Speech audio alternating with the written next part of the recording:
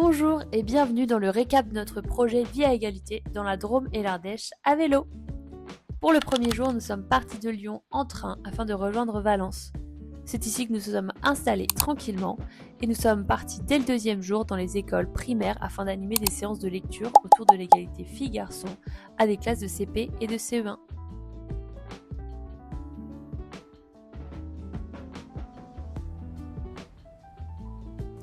Le troisième jour, nous nous sommes séparés en deux teams de collègues. La première a pédalé et s'est installée dans la prochaine ville étape de notre trajet, tandis que la deuxième est restée à Valence pour animer un stand à Fabrico grâce à l'invitation du Moulin Urbain, collectif qui agit contre la précarité alimentaire.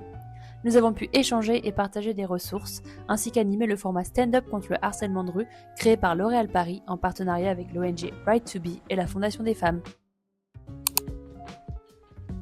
Pour ce qui est du quatrième jour, nous sommes allés à la rencontre des élèves de CP, CE1, CE2 et CM1 pour continuer nos séances lecture autour de l'égalité filles-garçons, des stéréotypes et du consentement.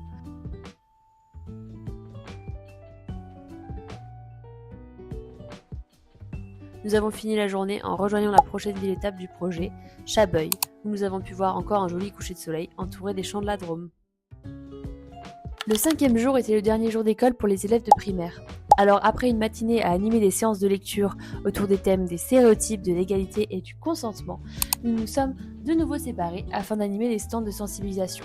La première team est allée à Valence sur la place de la Liberté et la seconde au bois de l'Utopie à Chabeuil.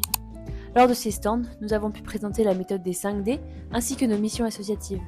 Les deux teams se sont ensuite réunis pour rentrer à vélo dans notre logement au milieu des champs.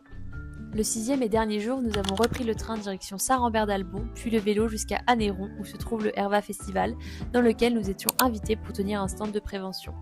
Grâce à la méthode des 5D, les festivalières et festivaliers ont pu apprendre à réagir en cas d'harcèlement sexiste et sexuel dans l'espace public et en festival.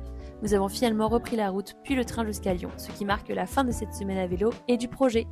Mais peut-être qu'il reprendra du service l'année prochaine.